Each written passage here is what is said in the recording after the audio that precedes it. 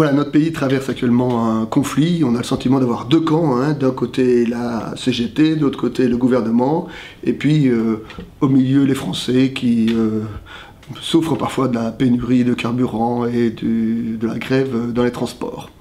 Ce conflit, même si l'enjeu syndical n'est pas tant syndical que politique. En effet, ce que veulent les syndicats, c'est de faire changer la loi.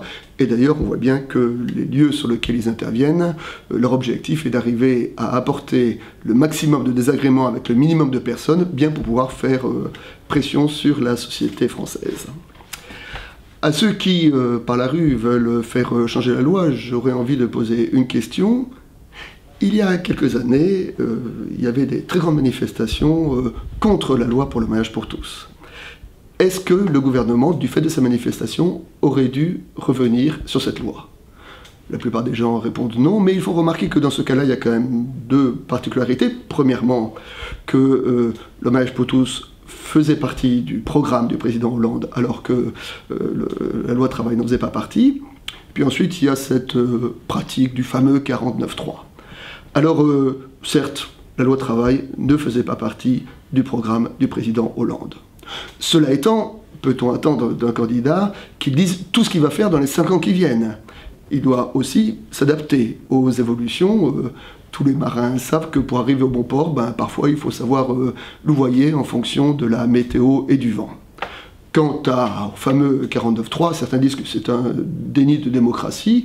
On peut dire que c'est un passage peut-être en force, mais ce n'est pas un déni de démocratie, puisque le Parlement, s'il avait voulu que la loi ne passe pas, il n'avait qu'à censurer le gouvernement. S'il ne l'a pas fait, c'est bien que, pour lui, le maintien du gouvernement était plus important que la défense de la loi.